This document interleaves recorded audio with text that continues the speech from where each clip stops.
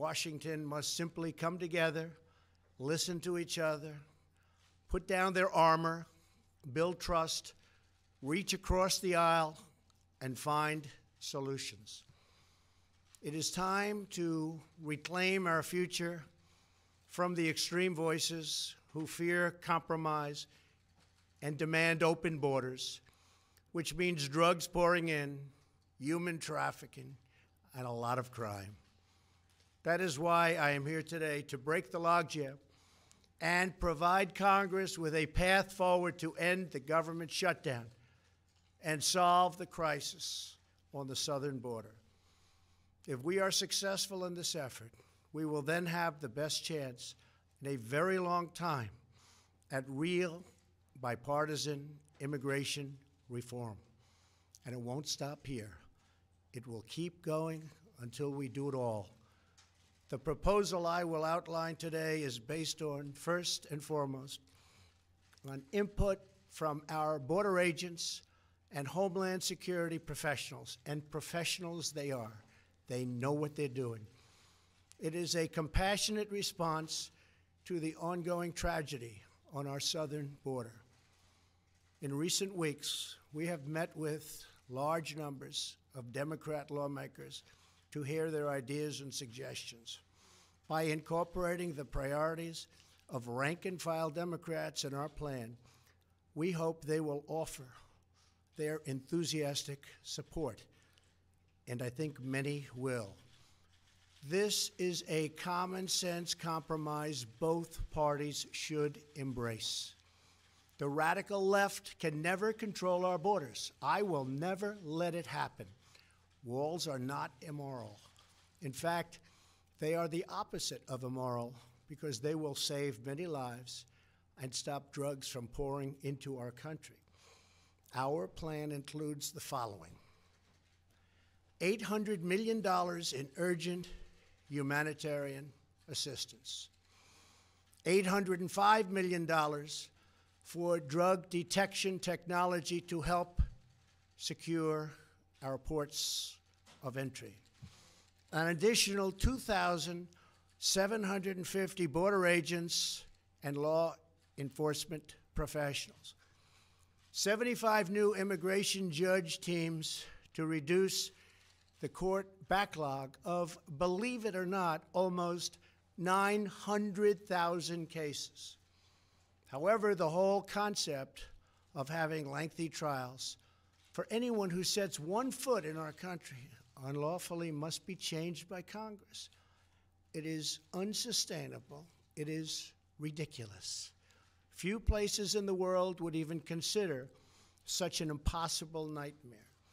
Our plan includes critical measures to protect migrant children from exploitation and abuse. This includes a new system to allow Central American minors to apply for asylum in their home countries and reform to promote family reunification for unaccompanied children, thousands of whom wind up on our border doorstep. To physically secure our border, the plan includes $5.7 billion for a strategic deployment of physical barriers, or a wall. This is not a 2,000-mile concrete structure from sea to sea. These are steel barriers in high-priority locations. Much of the border is already protected by natural barriers such as mountains and water. We already have many miles of barrier, including 115 miles that we are currently building or under contract. It will be done quickly. Our request will add another 230 miles this year in the areas our border agents most urgently need. It will have an unbelievable impact. If we build a powerful and fully designed see-through steel barrier on our southern border, the crime rate and drug problem in our country would be quickly and greatly reduced. Some say it could be cut in half. Because these criminals, drug smugglers, gangs, and traffickers do not stop at our border. They permeate throughout our country, and they end up in some places where you'd least expect them. They go all over our country. A steel barrier will help us stop illegal immigration while safely directing commerce to our lawful ports of entry.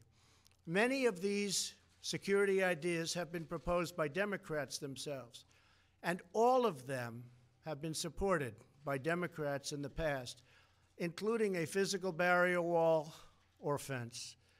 Furthermore, in order to build the trust and goodwill necessary to begin real immigration reform, there are two more elements to my plan. Number one is 3 years of legislative relief for 700,000 DACA recipients brought here unlawfully by their parents at a young age many years ago.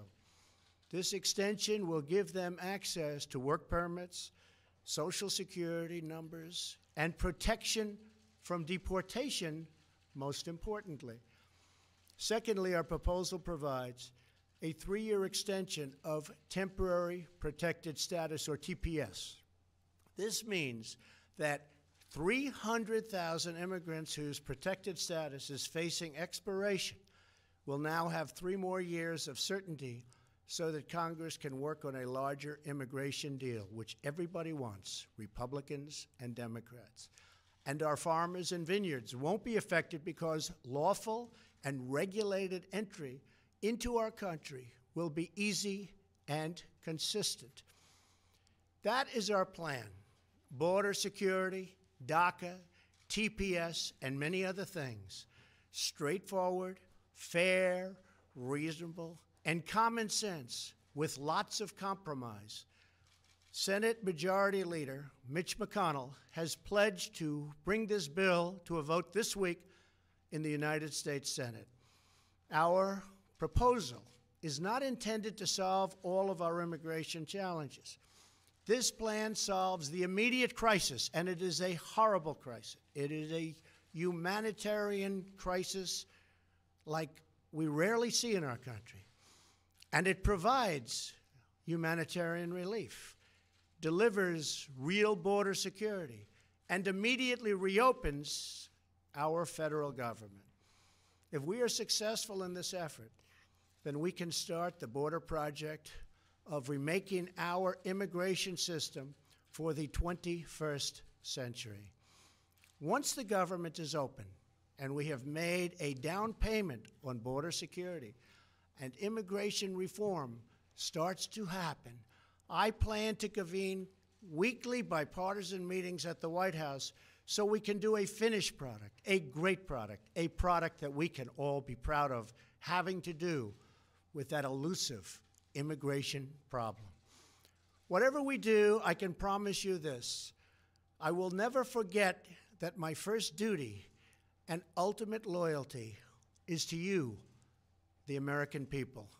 Any reforms we make to our immigration system will be designed to improve your lives, make your community safer, and make our nation more prosperous and secure for generations to come.